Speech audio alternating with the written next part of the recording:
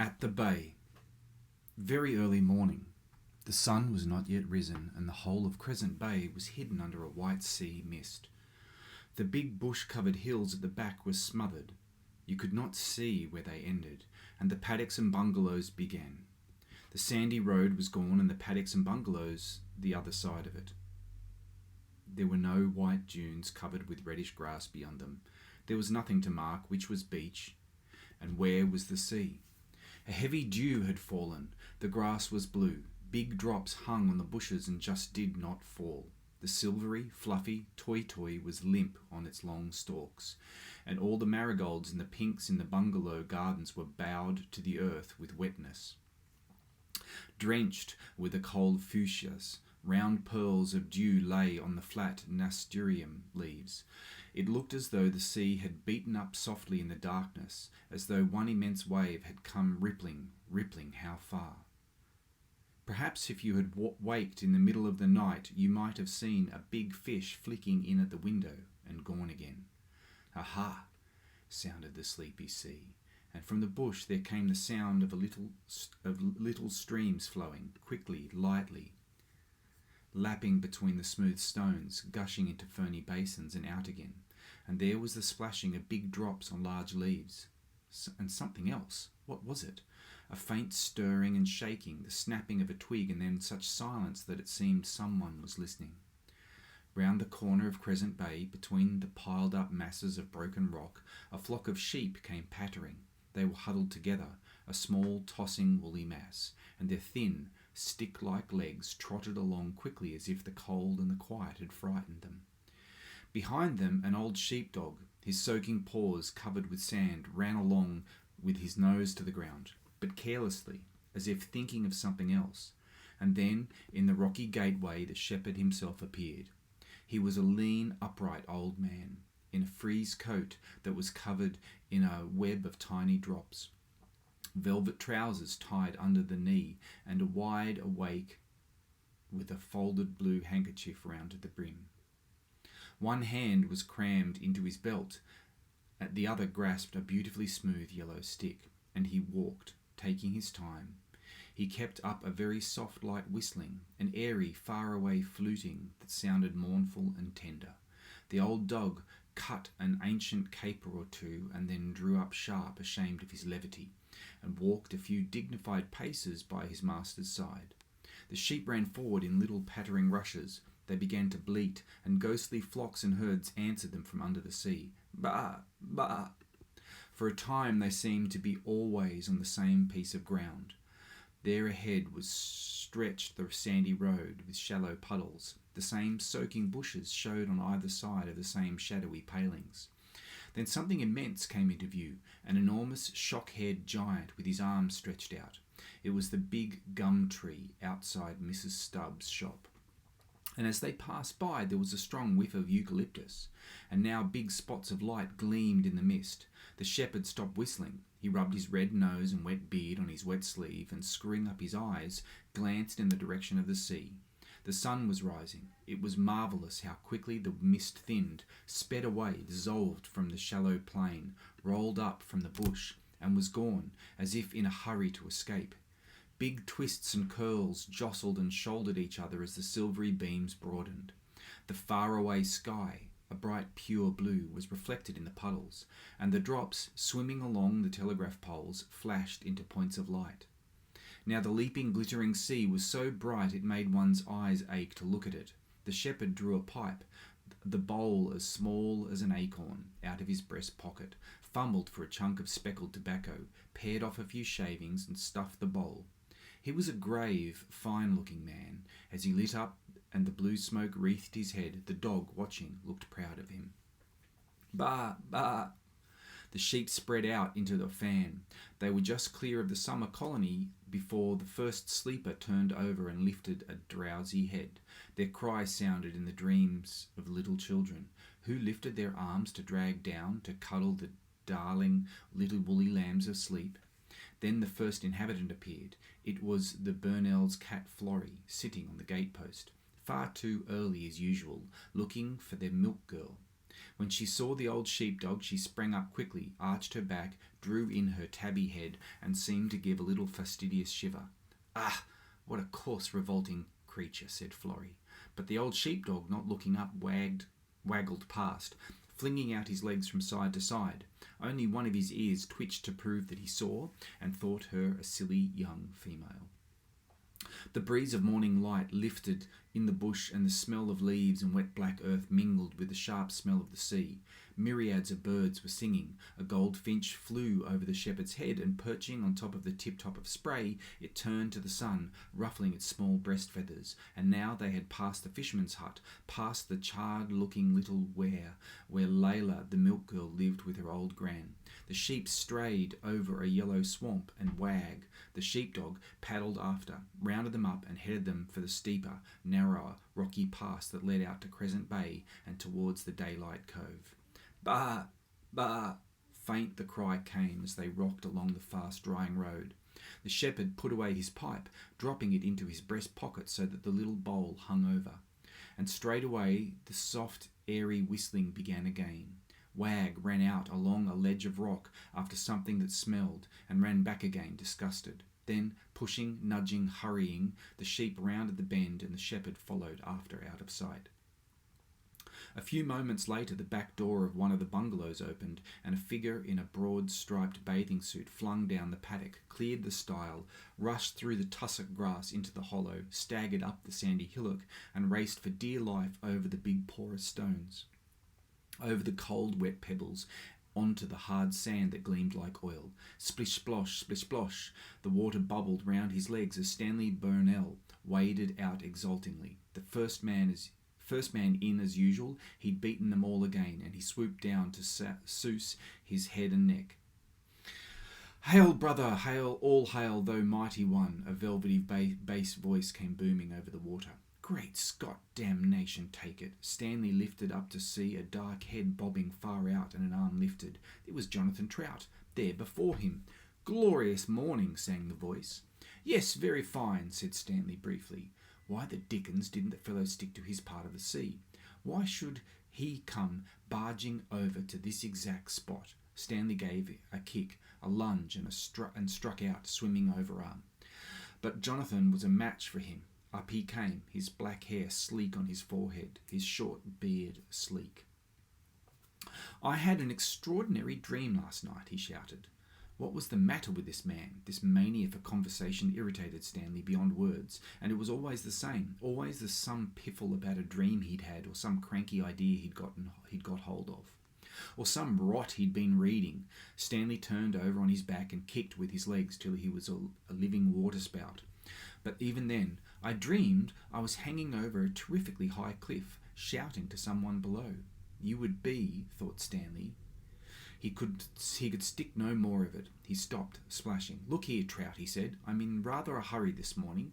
"You're what, Jonathan?" Jonathan was surprised, or pretended to be, that he sank under the water, then reappeared again, blowing. "All I mean is," said Stanley, "I've no time to fool about. I want to get this over. I'm in a hurry. I've work to do this morning, see?" Jonathan was gone before Stanley had finished. "Pass, friend," said the bass voice gently as he slid through the water with scarcely a ripple. But curse the fellow, he'd ruined Stanley's bathe. What an unpractical idiot the man was. Stanley struck out to sea again, and then as quickly swam in again, and away he rushed up the beach. He felt cheated. Jonathan stayed a little longer in the water. He floated, gently moving his hands like fins and letting the sea rock his long, skinny body. It was curious, but in spite of everything he was fond of Stanley Burnell. True, he had a fiendish desire to tease him, sometimes to poke fun at him, but at bottom he was sorry for the fellow. There was something pathetic in his determination to make a job of everything. You couldn't help feeling he'd be caught out one day, and then what an almighty cropper he'd come. At that moment, an immense wave lifted Jonathan, rode past him, and broke along the beach with a joyful sound. What a beauty! And now there came another. That was the way to live, carelessly, recklessly, spending oneself. He got onto his feet and began to wade towards the shore, pressing his toes into the firm, wrinkled sand. To take things easy, not to fight against the ebb and flow of life, but to give way to it, that was what was needed. It was this tension that was all wrong. To live, to live, and the perfect morning, so fresh and fair, basking in the light, as though laughing at its own beauty, seemed to whisper, "Why not?" But now he was out of the water. Jonathan turned blue with cold. He ached all over. It was as though someone was wringing the blood out of him, and stalking up the beach, shivering, all his muscles tight. He too felt his bathe was spoilt. He'd stayed in too long. Beryl was alone in the living room when Stanley appeared, wearing a blue serge suit, a stiff collar and a spotted tie. He looked almost uncannily clean and brushed. He was going to town for the day. Dropping into his chair, he pulled out his watch and put it beside his plate. "I've got just 25 minutes, he said. "You might go and see if the porridge is ready, Beryl." "Mother's just gone for it," said Beryl. She sat down at the table and poured out his tea. "Thanks." Stanley took a sip. "Hello," he said in an astonished voice. "You've forgotten the sugar." "Oh, sorry." But even then Beryl didn't help him. She pushed the basin across. What did this mean? As Stanley helped himself, with his blue eyes widened, they seemed to quiver. He shot a quick glance at his sister-in-law and leaned back. "Nothing wrong, is there?" he asked, carelessly, fingering his collar. Beryl's head was bent. She turned her plate in her fingers. "Nothing," said in her light voice. Then she too looked up and smiled at Stanley. "Why should there be?" "Oh, no reason at all as far as I know. I thought you seemed rather—" At that moment the door opened and the three little girls appeared, each carrying a porridge plate. They were dressed alike in blue jerseys and knickers. Their brown legs were bare, and each had her hair plaited and pinned up in what was called a horse's tail. Behind them came Mrs. Fairfield with the tray. "Carefully, children," she warned, but they were taking the very greatest care. They loved being allowed to carry things. "Have you said good morning to your father?" "Yes, Grandma." They settled themselves on the bench opposite Stanley and Beryl. "Good morning, Stanley." Old Mrs. Fairfield gave him his plate. "Morning, Mother. How's the boy?" "Splendid. He only woke up once last night. What a perfect morning." The old woman paused, her hand on the loaf of bread, to gaze out of the open door into the garden. The sea sounded. Through the wide open window streamed the sun onto the yellow varnished walls and bare floor. Everything on the table flashed and glittered. In the middle there was an old salad bowl filled with yellow and red nasturtiums. She smiled, and a look of deep content shone in her eyes. "You might cut me a slice of that bread, Mother," said Stanley. "I've only 12.5 minutes before the coach passes. Has anyone given my shoes to the servant girl?" "Yes, they're ready for you." Mrs. Fairfield was quite unruffled. "Oh, Kezia, why are you such a messy child?" cried Beryl despairingly. "Me, Aunt Beryl?" Kezia stared at her. What had she done now? She had only dug a river down the middle of her porridge, filled it, and was eating the blanks away. But she did that every single morning, and no one had said a word up until now. "Why can't you eat your food properly like Isabel and Lottie? How unfair grown-ups are." "But Lottie always makes a floating island, don't you, Lottie?" "I don't," said Isabel smartly. "I just sprinkle mine with sugar and put on the milk and finish it. Only babies play with their food." Stanley pushed back his chair and got up. "Would you show me those shoes, Mother? And Beryl, if you've finished, I wish you'd cut down the gate and stop the coach. Run in to your mother, Isabel. Ask her where my bowler's hat's been put. Wait a minute, have you children been playing with my stick?" "No, Father." "But I put it here." Stanley began to bluster. "I remember distinctly putting it in this corner. Now, who's had it? There's no time to lose. Look sharp, the stick's got to be found." Even Alice, the servant girl, was drawn into the chase. "You haven't been using it to poke the kitchen fire with by any chance?" Stanley dashed into the bedroom where Linda was lying. "Most extraordinary thing. I can't keep a single possession to myself. They've made away with my stick now." "Stick, dear? What stick?" Linda's vagueness on these occasions could not be real. Stanley decided. Would nobody sympathise with him? "Coach! Coach, Stanley!" Beryl's voice cried from the gate. Stanley waved his arms to Linda. "No time to say goodbye," he cried, and he meant that as a punishment to her. He snatched his bowler hat, dashed out of the house, and swung down the garden path. Yes, the coach was there waiting, and Beryl, leaning over the open gate, was laughing up at somebody or other, just as if nothing had happened. The heartlessness of women, the way they took it for granted it was your job to slave away for them while they didn't even take the trouble to see that your walking stick wasn't lost. Kelly trailed his whip across the horses. "Goodbye, Stanley," called Beryl, sweetly and gaily. It was easy enough to say goodbye, and there she stood, idle, shading her eyes with her hand. The worst of it was Stanley had to shout goodbye too, for the sake of appearances. Then he saw her turn, give a little skip, and run back into the house. She was glad to be rid of him. Yes, she was thankful. Into the living room she ran and called, "He's gone!" Linda cried from her room. "Beryl, has Stanley gone?" Old Mrs. Fairfield appeared, carrying the boy in his little flannel coatee. "Gone! Gone!" Oh, the relief, the difference it made to have the man out of the house. Their very voices were changed as they called to one another. They sounded warm and loving, and as if they shared a secret. Beryl went over to the table. "Have another cup of tea, Mother. It's still hot." She wanted somehow to celebrate the fact that they could do what they liked now. There was no man to disturb them. The whole perfect day was theirs. "No, thank you, child," said old Mrs. Fairfield, but the way at that moment she tossed the boy up and said, "A goose, a goose, a goose, ah," to him meant that she felt the same. The little girls ran into the paddock like chickens let out of a coop. Even Alice, the servant girl washing the dishes in the kitchen, caught the infection and used the precious tank water in a perfectly reckless fashion. "Oh, these men," said she, and she plunged the teapot into the bowl, held it under the water even after it had stopped bubbling, as if it too was a man and drowning was too good for them. "Wait for me, Isabel. Kezia, wait for me." There was poor little Lottie, left behind again, because she found it so fearfully hard to get over the stile by herself. When she stood on her first step, her knees began to wobble. She grasped the post. Then you had to put one leg over, but which leg? She could never decide. And when she did finally put one leg over with a sort of stamp of despair, then the feeling was awful. She was half in the paddock still, and half in the tussock grass. She clutched the post desperately and lifted up her voice. "Wait for me!" "No, don't you wait for her, Kezia," said Isabel. "She's such a little silly. She's always making a fuss. Come on," and she tugged Kezia's jersey. "You can use my bucket if you come with me," she said kindly. "It's bigger than yours." But Kezia couldn't leave Lottie all by herself. She ran back to her. By this time Lottie was very red in the face and breathing heavily. "Here, put your other foot over," said Kezia. "Where?"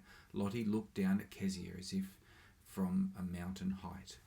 "Here, where my hand is." Kezia patted the place. "Oh, there, do you mean?" Lottie gave a deep sigh and put the second foot over. "Now, sort of turn around and sit down and slide," said Kezia.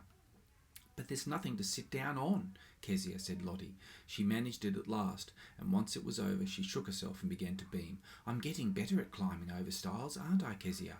Lottie's was a very hopeful nature. The pink and blue sunbonnet followed Isabel's bright red sunbonnet up that sliding, slipping hill. At the top they paused to decide where to go and to have a good stare at who was there already. Seen from behind, standing against the skyline, gesticulating largely with their spades, they looked like minute puzzled explorers.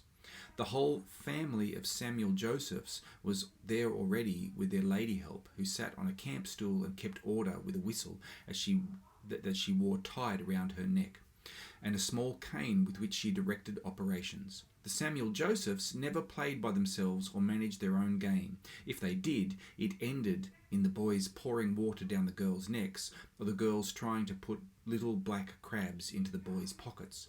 So Mrs. S.J. and the poor lady help drew up what she called a program every morning to keep them abused and out of mischief. It was all competitions or races or round games. Everything began with a piercing blast of the ladies' help whistle and ended with another.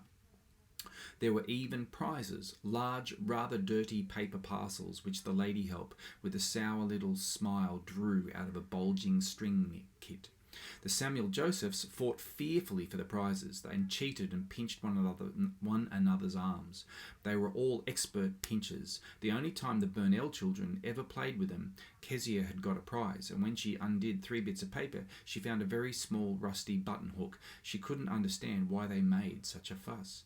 But they never played with the Samuel Josephs now, or even went to their parties. The Samuel Josephs were always giving children's parties at the Bay, and there was always the same food, a big wash-hand basin of very brown fruit salad, buns cut into four, and a wash-hand jug full of something the lady helped called limonadilla. And if you went away in the evening with half the frill torn off your frock or something spilled all down the front of your open work pinafore, leaving the Samuel Josephs leaping like savages on their lawn, no, they were too awful. On the other side of the beach, close down to the water, two little boys, their knickers rolled up, twinkled like spiders. One was digging, the other pattered in and out of the water, filling a small bucket. They were the Trout boys, Pip and Rags. But Pip was so busy digging, and Rags was so busy helping that they didn't see their little cousins until they were quite close. "Look, Pip! Look," said Pip. "Look what I've discovered." And he showed them an old, wet, squash-looking boot. The three little girls stared. "Whatever are you going to do with it?" asked Kezia. "Keep it, of course." Pip was very scornful. "It's a find, see?" Yes, Kezia saw that, all the same. "There's lots of things buried in the sand," explained Pip. "They get chucked up from wrecks. Treasure. Why, you might find—" "But why does Rags have to keep on pouring water in?" asked Lottie. "Oh, that's to moisten it up," said Pip, "to make the work a bit easier. Keep it up, Rags." And good little Rags ran up and down, pouring in the water that turned brown like cocoa. "Here, shall I show you what I found yesterday?" said Pip mysteriously, and he stuck his spade into the sand. "Promise not to tell." They promised. "Say, 'Cross my heart, straight dinkum,'" the little girls said it. Pip took something out of his pocket, rubbed it a long time on the front of his jersey, and then breathed on it and rubbed again. "Now turn around," he ordered. They turned around. "All look the same way. Keep still, now." And his hand opened. He held up to the light something that flashed, that winked, that was most lovely green. "It's an emerald," said Pip solemnly. "Is it really, Pip?" Even Isabel was impressed. The lovely green thing seemed to dance in Pip's fingers. Aunt Beryl had an emerald in a ring, but it was a very small one. This one was as big as a star and far more beautiful. As the morning lengthened, whole parties appeared over the sand hills and came down on the beach to bathe. It was understood that at 11 o'clock the women and children of the summer colony had the sea to themselves. First the women undressed, pulled on their bathing dresses and covered their heads in hideous caps like sponge bags. Then the children were unbuttoned. The beach was strewn with little heaps of clothes and shoes, the big summer hats with stones on them to keep them from blowing away, and looked like immense shells. It was strange that even the sea seemed to sound differently when all those leaping, laughing figures ran into the waves. Old Mrs. Fairfield, in a lilac cotton dress and a black hat tied under the chin, gathered her little brood and got them ready. The little Trout boys whipped their shirts over their heads, and away the five sped, while their grandma sat with one hand in her knitting bag, ready to draw out the ball of wool when she was satisfied they were safely in. The firm, compact little girls were not half so brave as the tender, delicate-looking little boys. Pip and Rags, shivering, crouching down, slapping the water, never hesitated. But Isabel, who could swim 12 strokes, and Kezia, who could nearly swim 8, only followed on the strict understanding that they were not to be splashed. As for Lottie, she didn't follow at all. She'd like to be left to go in her own way, please. And that way was to sit down at the edge of the water, her legs straight, her knees pressed together, and to make vague motions with her arms as if she expected to be wafted out to sea. But when a bigger wave than usual, an old whisky one, came lolloping along in her direction, she scrambled up to her feet with a face of horror and flew up the beach again. "Here, Mother, keep those for me, will you?" 2 rings and a thin gold chain were dropped into Mrs. Fairfield's lap. "Yes, dear, but aren't you going to bathe here?" "No," Beryl drawled. She sounded vague. "I'm undressing further along." "I'm going to bathe with Mrs. Harry Kember." "Very well," but Mrs. Fairfield's lips set. She disapproved of Mrs. Harry Kember. Beryl knew it. "Poor old mother," she smiled as she skimmed over the stones. "Poor old mother." Old, oh, what a joy, what bliss it was to be young. "You look very pleased," said Mrs. Harry Kember. She sat hunched up on the stones, her arms round her knees, smoking. "It's such a lovely day," said Beryl, smiling down at her. "Oh, my dear," said Mrs. Harry Kember's voice. Sounded as though she knew better than that, but then her voice always sounded as though she knew something better about you than you did yourself. She was a long, strange-looking woman with narrow hands and feet. Her face, too, was long and narrow, and exhausted-looking. Even her fair curled fringe looked burnt out and withered. She was the only woman at the bay who smoked, and she smoked incessantly, keeping the cigarette between her lips while she talked, and only taking it out when the ash was so long you could not understand why it did not fall. When she was not playing bridge, she played bridge. Every day of her life, she spent her time lying in the full glare of the sun. She could stand any amount of it. She never had enough. All the same, it did not seem to warm her. Parched, withered, cold, she lay stretched on the stones like a piece of tossed-up driftwood. The women at the bay thought she was very, very fast. Her lack of vanity, her slang, the way she treated men as though she was one of them, and the fact that she didn't care twopence about her house and called the servant Gladys Gladeyes was disgraceful. Standing on the veranda steps, Mrs. Kember would call in her indifferent, tired voice, "I say, Gladeyes, you might heave me a handkerchief if I've got one, will you?" And Gladeyes, a red bow in her hair instead of a cap, and white shoes, came running with an impudent smile. It was an absolute scandal. True, she had no children, and her husband, here the voices were always raised, they became fervent. How can he have married her? How can he? How can he? It must have been money, of course, but even then. Mrs. Kember's husband was at least 10 years younger than she was, and so incredibly handsome that he looked like a mask or a most perfect illustration in an American novel rather than a man. Black hair, dark blue eyes, red lips, a slow, sleepy smile, and a fine tennis player, a perfect dancer, and with it all a mystery.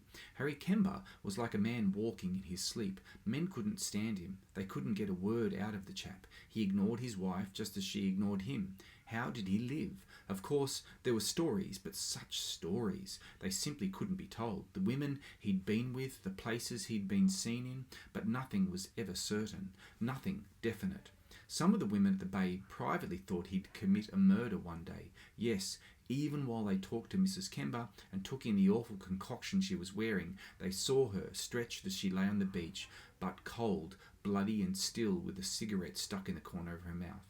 Mrs. Kember rose, yawned, unsnapped her belt buckle and tugged at the tape of her blouse. And Beryl stepped out of her skirt and shed her jersey and stood up in her short white petticoat and her camisole with ribbon bows on the shoulders. "Mercy on us," said Mrs. Harry Kember. "What a little beauty you are." "Don't," said Beryl softly, but drawing off one stocking and then the other, she felt a little beauty. "Why, dear, why not?" said Mrs. Harry Kember, stamping on her own petticoat. Really, her underclothes, a pair of blue cotton knickers and a linen bodice that reminded one somehow of a pillowcase. "And you don't wear stays, do you?" She touched Beryl's waist, and Beryl sprang away with a small affected cry. Then, "Never," she said firmly. "Lucky little creature," sighed Mrs. Kember, unfastening her own. Beryl turned her back and began the complicated movements of someone who is trying to take off her clothes and to pull on her bathing dress all at one and the same time. "Oh, my dear, don't mind me," said Mrs. Harry Kember. "Why be shy? I shan't eat you. I shan't be shocked like those other ninnies." And she gave her strange neighing laugh and grimaced at the other women. But Beryl was shy. She never undressed in front of anybody. Was that silly? Mrs. Harry Kember made her feel it was silly. Even something to be ashamed of. Why be shy indeed? She glanced quickly at her friend standing so boldly in her torn chemise and lighting a fresh cigarette, and a quick, bold, evil feeling started up in her breast. Laughing recklessly, she drew on the limp, sandy-feeling bathing dress that was not quite dry and fastened the twisted buttons. "That's better," said Mrs. Harry Kember. They began to go down the beach together. "Really, it's a sin for you to wear clothes, my dear. Somebody's got to tell you some day." The water was quite warm. It was that marvellous transparent blue flecked with silver, but the sand at the bottom looked gold. When you kicked with your toes, there there rose a little puff of gold dust. Now the waves just reached her breast. Beryl stood, her arms outstretched, gazing out, and as each wave came she gave the slightest little jump, so that it seemed it was the wave which lifted her so gently. "I believe in pretty girls having a good time," said Mrs. Harry Kember. "Why not? Don't you make a mistake, my dear. Enjoy yourself." And suddenly she turned turtle, disappeared, and swam away quickly like a rat. Then she flicked round and began swimming back. She was going to say something else. Beryl felt that she was being poisoned by this cold woman, but she longed to hear. But oh, how strange, how horrible! As Mrs. Harry Kember came up close, she looked, in her black waterproof bathing cap, and with her sleepy face lifted above the water, just her chin touching, like a horrible caricature of her husband. In a steamer chair under a manuka tree that grew in the middle of the front grass patch, Linda Burnell dreamed the morning away. She did nothing. She looked up at the dark, closed, dry leaves of the manuka, at the chinks of blue between, and now and again a tiny yellowish flower dropped on her. Pretty, yes, if you held one of those flowers on the palm of your hand and looked at it closely. It was an exquisite small thing. Each pale yellow petal shone as if each was the careful work of a loving hand. The tiny tongue in the centre gave it the shape of a bell, and when you turned it over the outside was a deep bronze colour. But as soon as they flowered, they fell and were scattered. You brushed them off your frock as you talked. The horrid little things got caught in one's hair.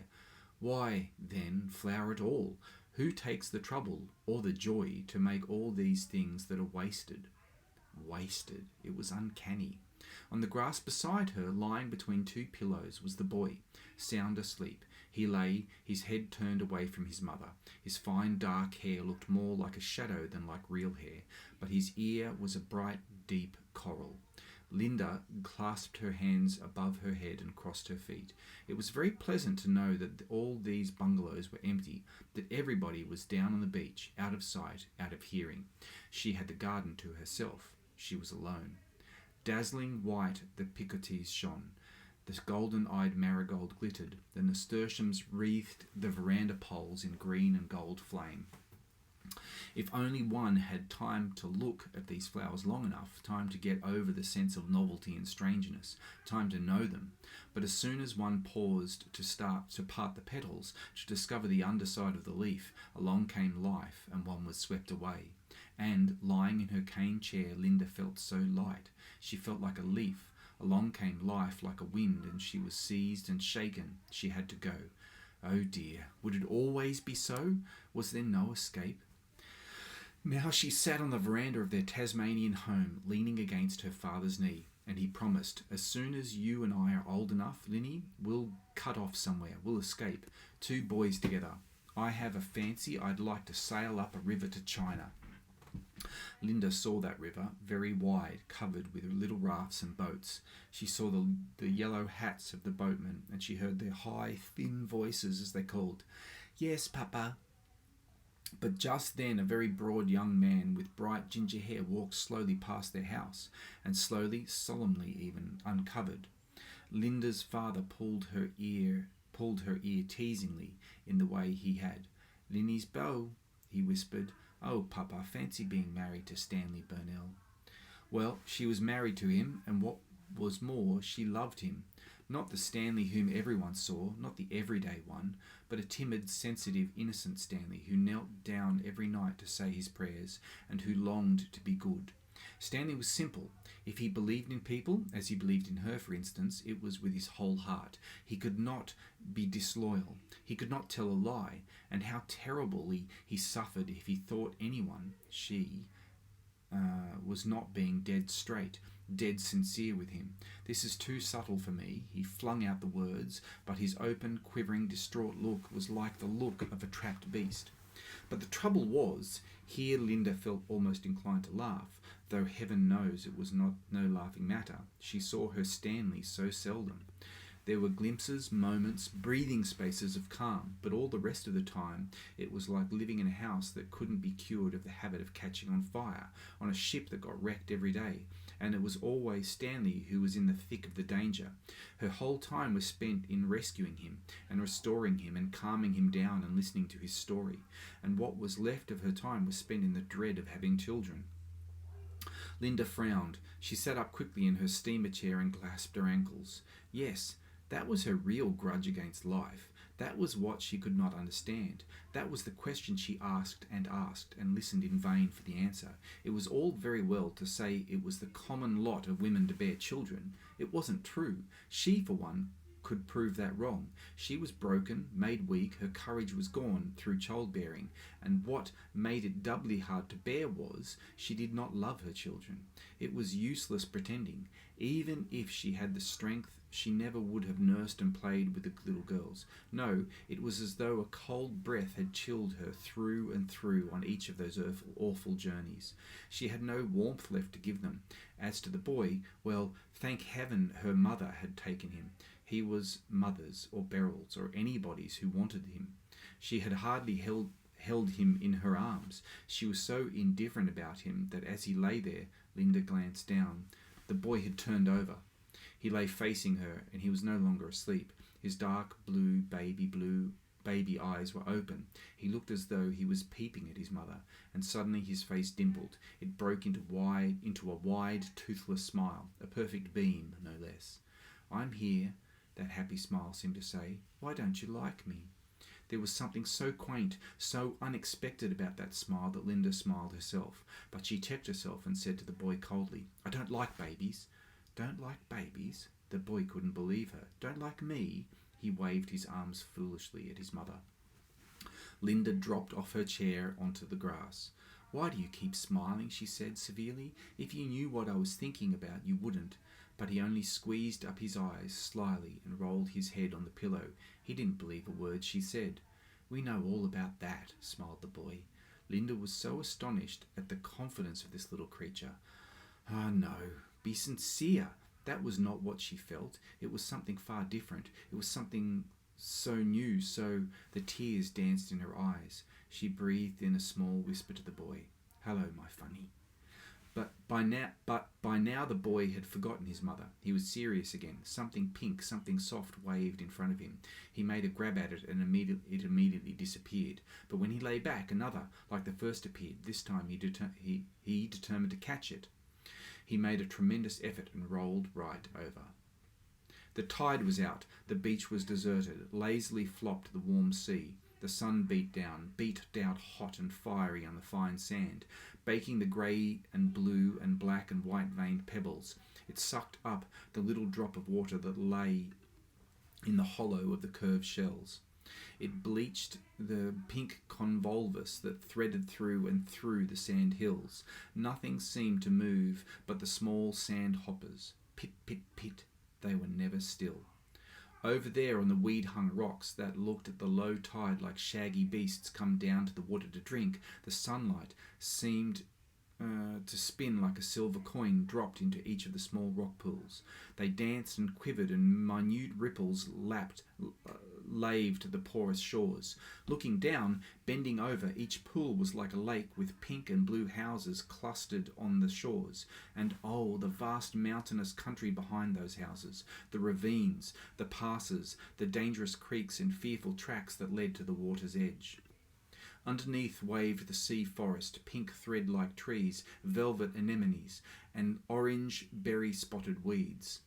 Now a stone on the bottom moved, rocked, and there was a glimpse of a black feeler. Now a thread-like creature waved by and was lost. Something was happening to the pink waving trees. They were changing to a cold moonlight blue, and now there sounded the faintest plop.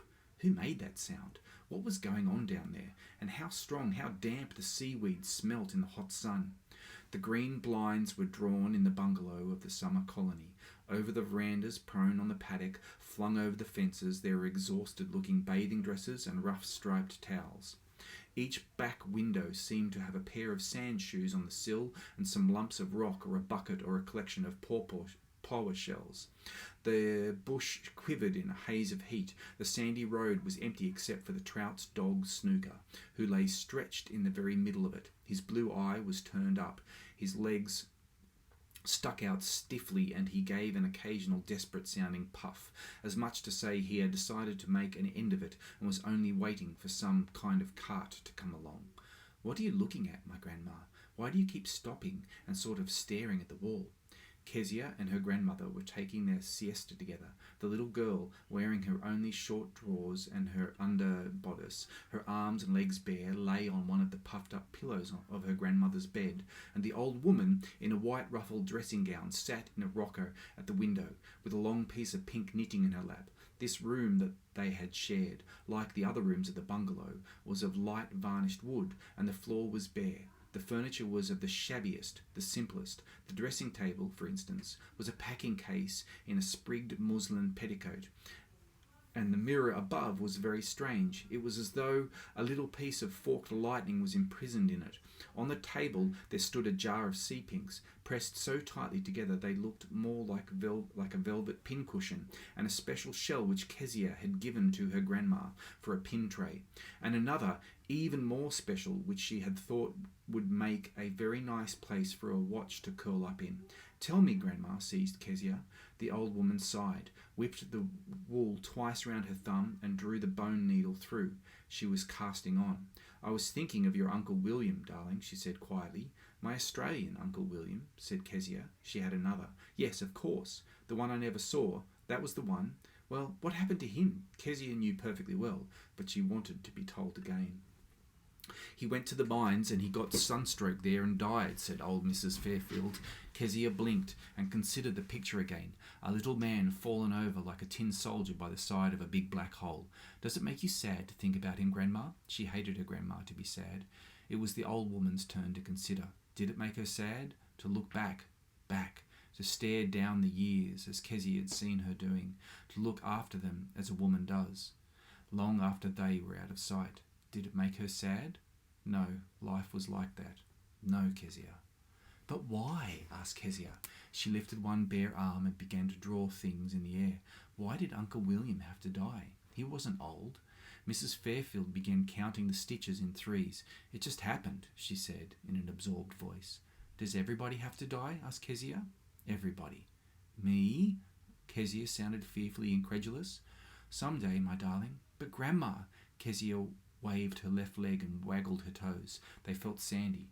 "What if I just won't?" The old woman sighed again and drew a long thread from the ball. "We're not asked, Kezia," she said sadly. "It happens to all of us sooner or later." Kezia lay still, thinking this over. She didn't want to die. It meant she would have to leave. Leave here. Leave everyone. Forever. Leave her grandma. She rolled over quickly. "Grandma," she said in a startled voice. "What, my pet?" "You're not to die." Kezia was very decided. "Ah, Kezia," her grandma looked up and smiled and shook her head. Don't let's talk about it." "But you're not to. You couldn't leave me. You couldn't not be there. This was awful. Promise me you won't ever do it," Grandma pleaded Kezia. The old woman went on knitting. "Promise me. Say never." But still her grandma was silent. Kezia rolled off her bed. She couldn't bear it any longer, and lightly she leapt onto her grandma's knees, clasped her hands round the old woman's throat and began kissing her, under the chin, behind the ear, and blowing down her neck. "Say never, say never, say never," she gasped between the kisses, and then she began very softly and lightly to tickle her grandma. "Kezia!" The old woman dropped her knitting. She swung back in the rocker. She began to tickle Kezia. "Say never, say never, say never," gurgled Kezia, while they lay there laughing in each other's arms. "Come, that's enough, my squirrel. That's enough, my wild pony," said old Mrs. Fairfield, setting her cap straight. "Pick up my knitting." Both of them had forgotten what the never was about. The sun was still full on the garden when the back door of the Burnells shut with a bang, and a very gay figure walked down the path to the gate. It was Alice, the servant girl, dressed for her afternoon out. She wore a white cotton dress with such large red spots on it, and so many that they made you shudder.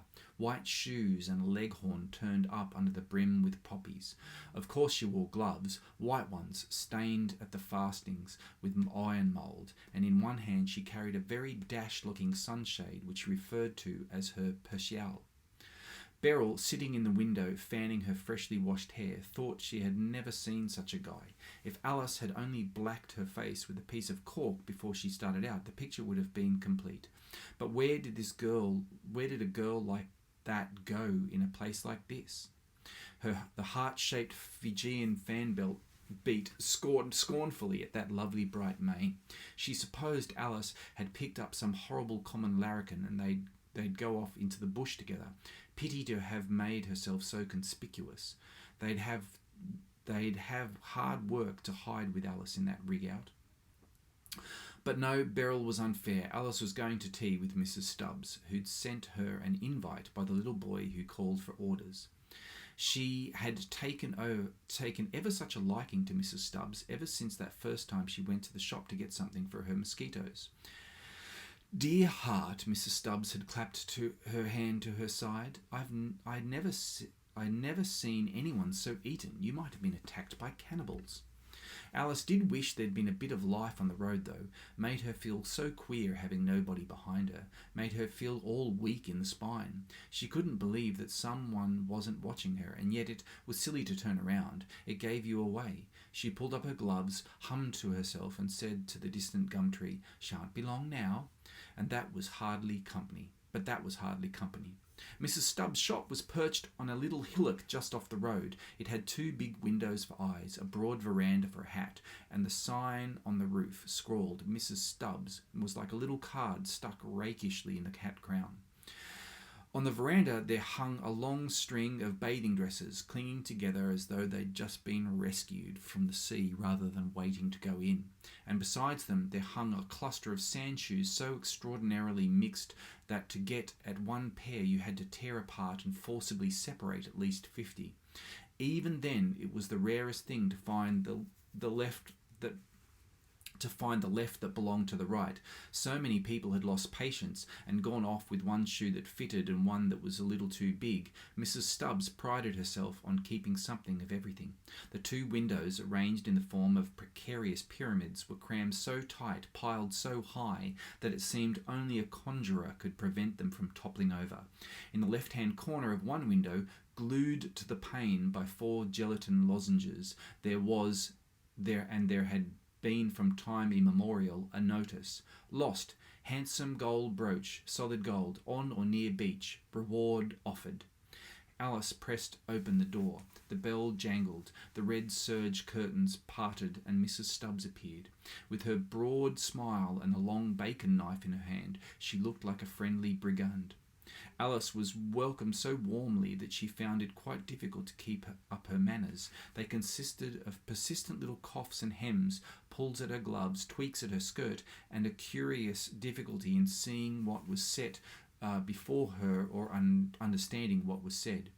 Tea was laid on the parlour table: ham, sardines, a whole pound of butter, and such a large Johnny cake that it looked like an advertisement for somebody's baking powder.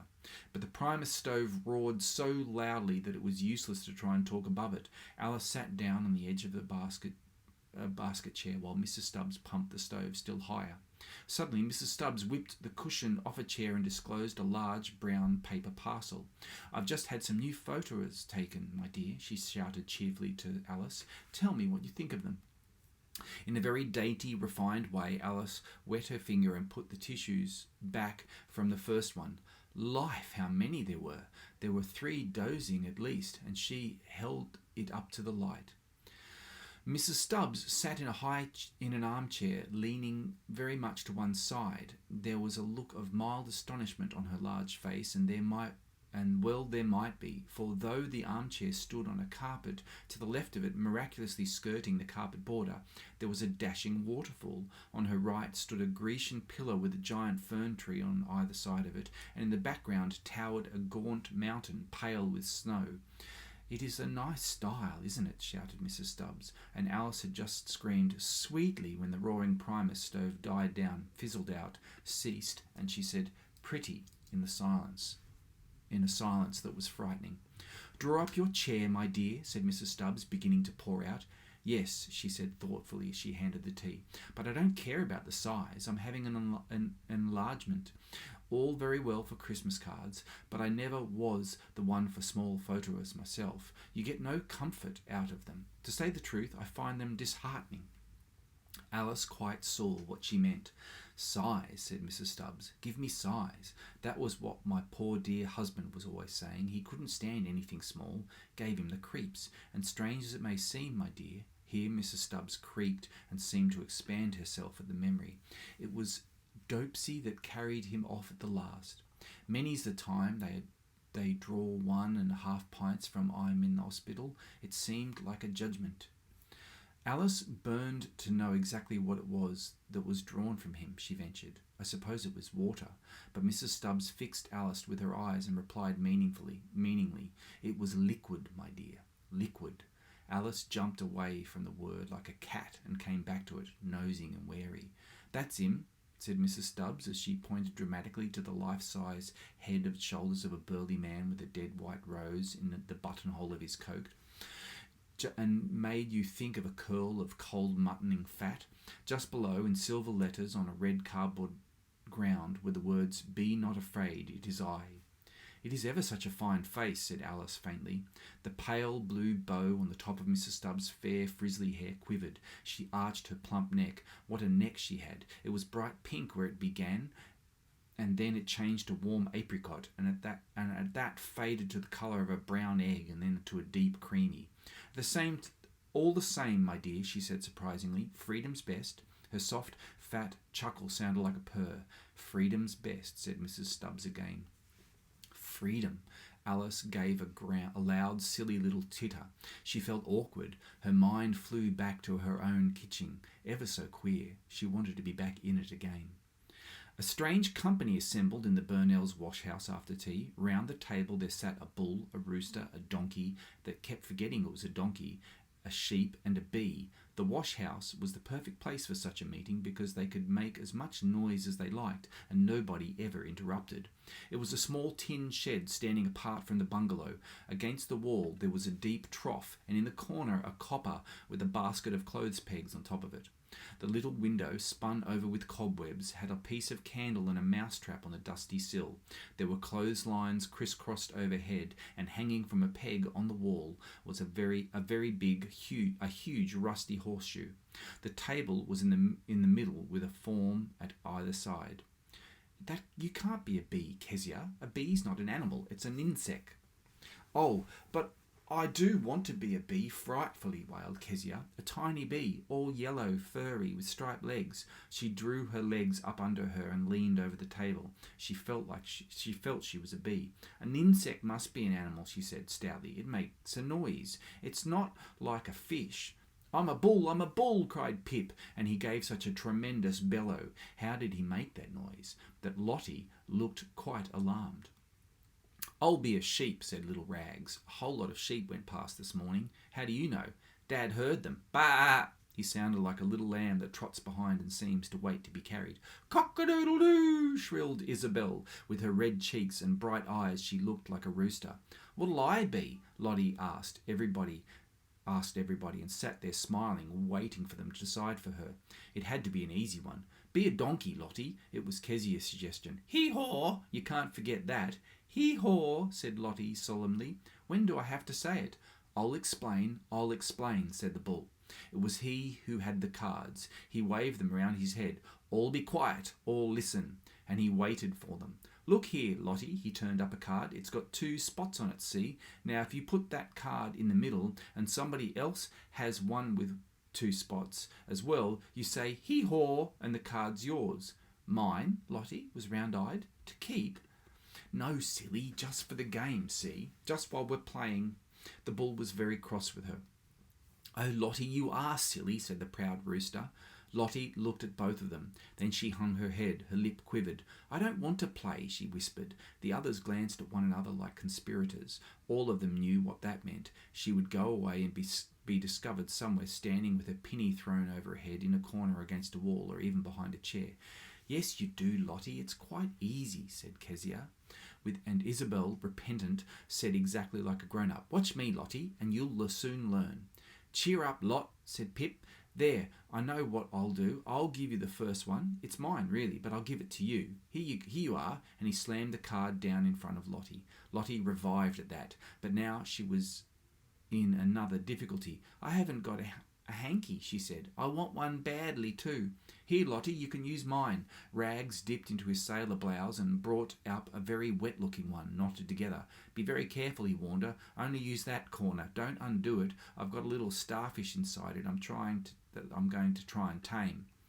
"Oh, come on, you girls," said the bull. "And mind, you're not to look at your cards. You've got to keep your hands under the table till I say go." Smack went the cards round the table. They tried with all their might to see, but Pip was too quick for them. It was very exciting sitting there in the wash-house. It was all they could do not to burst into a little chorus of animals before Pip had finished dealing. "Now, Lottie, you begin." Timidly, Lottie stretched out a hand, took the top card off her pack, had a good look at it. It was plain she was counting the spots, and put it down. "No, Lottie, you can't do that. You mustn't look first. You must turn it the other way over." "But then everybody will see at the same time as me," said Lottie. The game proceeded. Moo! The bull was terrible. He charged over the table and seemed to eat the cards up. "Bsss," said the bee. "Cock-a-doodle-doo." Isabel stood up in her excitement and moved her elbows like wings. "Bah!" Little Rags put down the King of Diamonds, and Lottie put down the one they called the King of Spain. She had hardly any cards left. "Why don't you call out, Lottie?" "I've forgotten what I am," said the donkey woefully.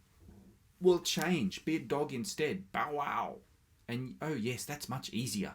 Lottie smiled again, but when she and Kezia both had a one, Kezia waited on purpose. The others made signs to Lottie and pointed. Lottie turned very red. She looked bewildered, and at last she said, "Hee-haw!" Kezia, "Wait a minute." They were in the very thick of it when the bull stopped them, holding up his hand. "What's that? What's that noise?" "What noise? What do you mean?" asked the rooster. "Shut up, listen." They were mouse still. "I thought I heard a sort of knocking," said the bull. What was it like?" asked the sheep faintly. No answer. The bee gave a shudder. "Whatever did we shut the door for?" she said softly. Oh, why had they shut the door? While they were playing, the day had faded, the gorgeous sunset had blazed and died, and now the quick dark came racing over the sea, over the sandhills, up the paddock. You were frightened to look in the corners of the wash-house, and yet you had to look with all your might. And somewhere, far away, Grandma was lighting a lamp. The blinds were being pulled down, the kitchen fire leapt in the tins on the mantelpiece. "It would be awful now," said the bull, "if a spider was to fall from the ceiling on the table, wouldn't it?" "Spiders don't fall from ceilings." "Yes, they do. Our Min told us she'd seen a spider as big as a saucer with long hairs on it like a gooseberry." Quickly, all the little heads jerked up, all the little bodies drew together, pressed together. "Why doesn't somebody come and call us?" cried the rooster. Oh, those grown-ups, laughing and snug, sitting in the lamplight, drinking out of cups. They'd forgotten about them. No, not really forgotten. That was what their smile meant. They'd decided to leave them there all by themselves. Suddenly, Lottie gave such a piercing scream that all of them jumped off the forms, and all of them screamed too. A face looking, shrieked Lottie. It was true. It was real. Pressed against the window was a pale face, black eyes and black beard. "Grandma! Mother! Somebody!" But they had not got to the door, tumbling over one another before it opened for Uncle Jonathan. He had come to take the little boys home. He had meant to be there before, but in the front garden he had come upon Linda walking up and down the grass, stopping to pick off a dead pink or give a top-heavy carnation something to lean against, or to take a deep breath of something, and then walking on again with a little air of remoteness. Over her white frock she wore a yellow pink-fringed shawl from the Chinaman's shop.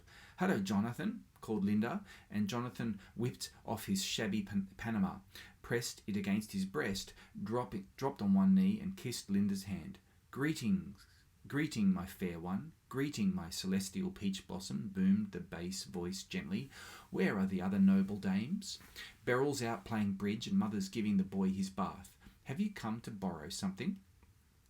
The Trouts were forever running out of things and sending across to the Burnells at the last moment, but Jonathan only answered, "A little love, a little kindness," and he walked by his sister-in-law's side. Linda dropped into Beryl's hammock under the manuka tree, and Jonathan stretched himself on the grass beside her, pulled a long stalk and began chewing it. They knew each other well. The voices of children cried from the other gardens. A fisherman's light cart shook along the sandy road, and from far away they heard a dog barking. It was muffled as though the dog had its head in a sack. If you listened, you could just hear the soft swish of the sea at full tide sweeping the pebbles. The sun was sinking. "And so you go back to the office on Monday, do you, Jonathan?" asked Linda. "On Monday the cage door opens and clangs to upon the victim for another 11 months and a week," answered Jonathan. Linda swung a little. "Must be awful," she said slowly. "Would ye have me laugh, my fair sister? Would ye have me weep?" Linda was so accustomed to Jonathan's way of talking that she paid no attention to it. "I suppose," she said vaguely, "one gets used to it. One gets used to anything. Does one?" The was so deep it seemed to boom from underneath the ground. "I wonder how it's done," brooded Jonathan. "I've never managed it." Looking at him as he lay there, Linda thought again how attractive he was. It was strange to think that he was only an ordinary clerk, but Stanley earned twice as much money as he. What was the matter with Jonathan? He had no ambition. She supposed that was it. And yet one felt he was gifted, exceptional. He was passionately fond of music. Every spare penny he had went on books. He was always full of new ideas, schemes, plans, but nothing came of it all. The new fire blazed in Jonathan. You almost heard it roaring softly as he explained, described and dilated on the new thing, but a moment later it had fallen in and there was nothing but ashes, and Jonathan went about with a look like hunger in his black eyes. At these times he exaggerated his absurd manner of speaking, and he sang in church. He was the leader of the choir, with such a fearful dramatic intensity that the meanest hymn put on an unholy splendour. It seems to me just as imbecile, just as infernal to have to go to the office on Monday, said Jonathan, as it always has done and always will do, to spend all the best years of one's life sitting on a stool from 9 to 5, scratching in somebody's ledger. It's a queer use to make of one's one and only life, isn't it? Or do I fondly dream? He rolled over on the grass and looked up at Linda. "Tell me, what is the difference between my life and that of an ordinary prisoner? The only difference I can see is that I put myself in jail and nobody's ever going to let me out. That's a more intolerable situation than the other.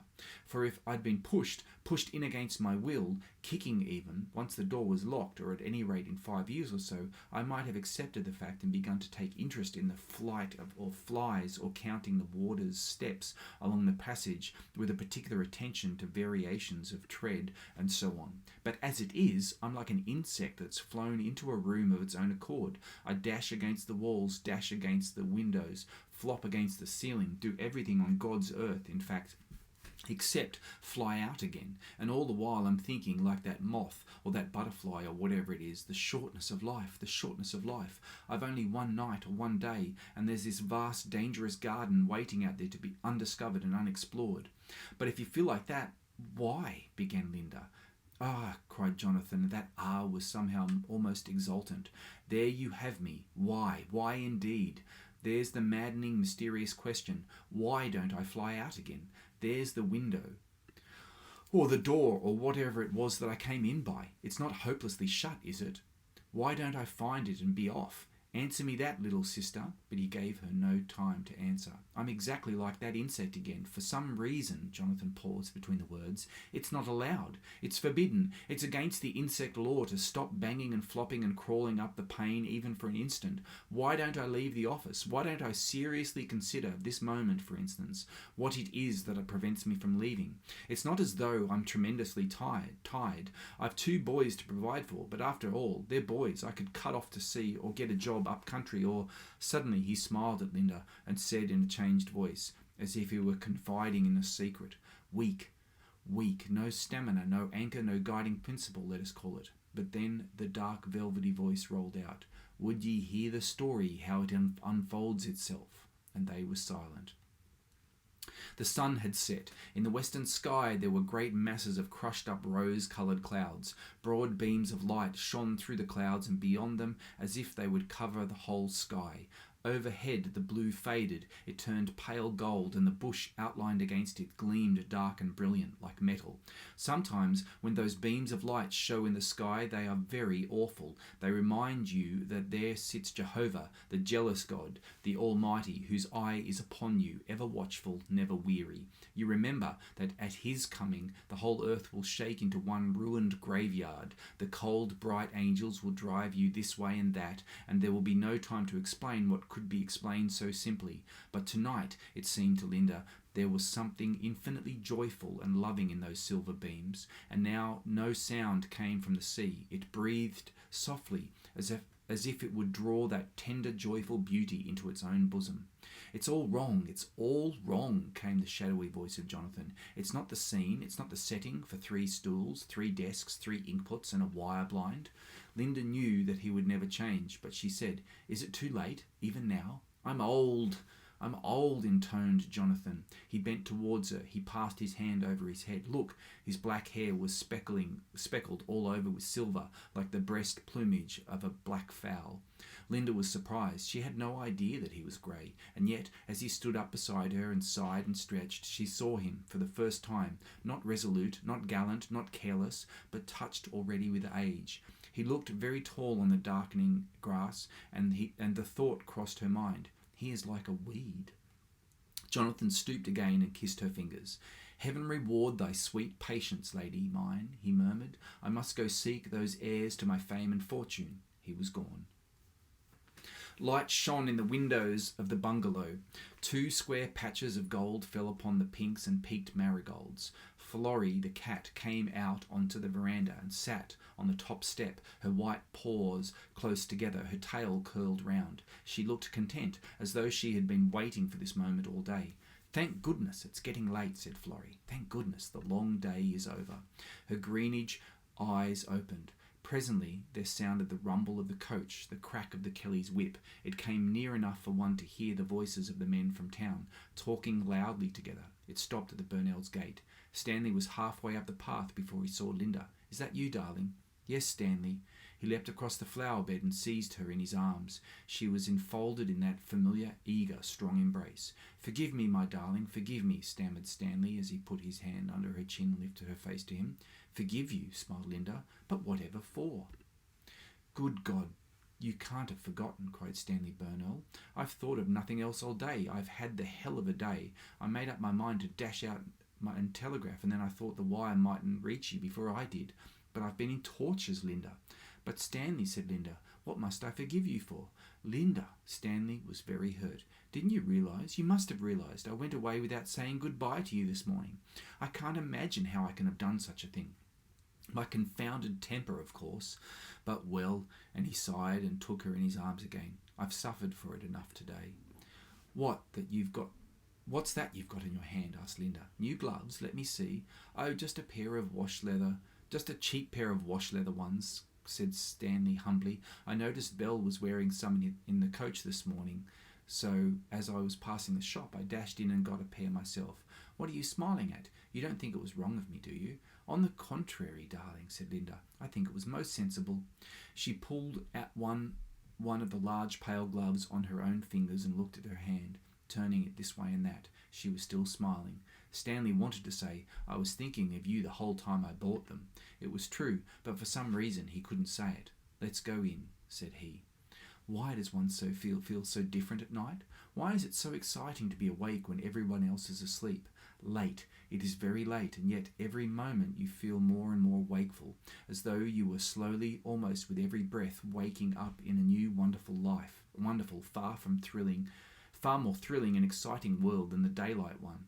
And what is this queer sensation that you're a conspirator? Lightly, stealthily, you move about your room. You take something off the dressing table and put it down again.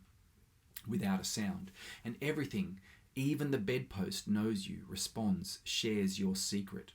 You're not very fond of your room by day. You never think about it. You're in and out. The door opens and slams. The cupboard creaks. You sit down on the side of your bed, change your shoes and dash out again, and dive down to the glass. 2 pins in your hair, powder your nose, and off again.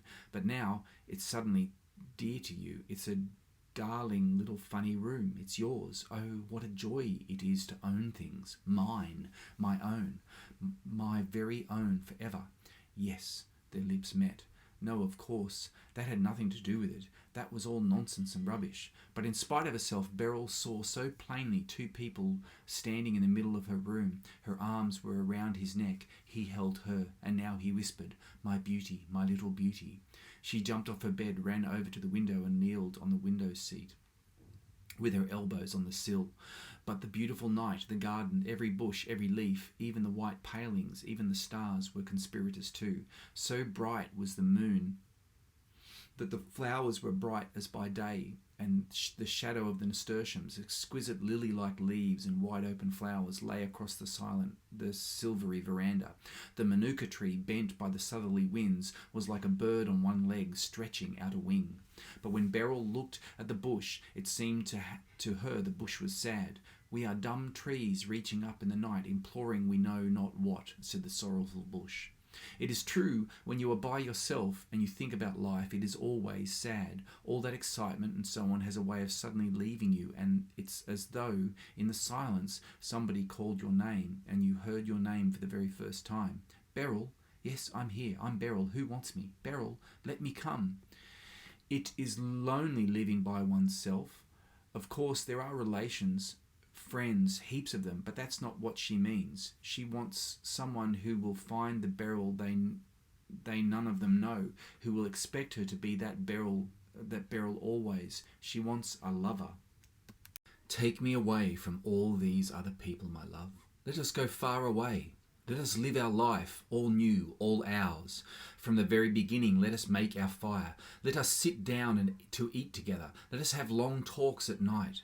And the thought was almost, "Save me, my love, save me." "Oh, go on, don't be a prude, my dear. You enjoy yourself while you're young. That's my advice."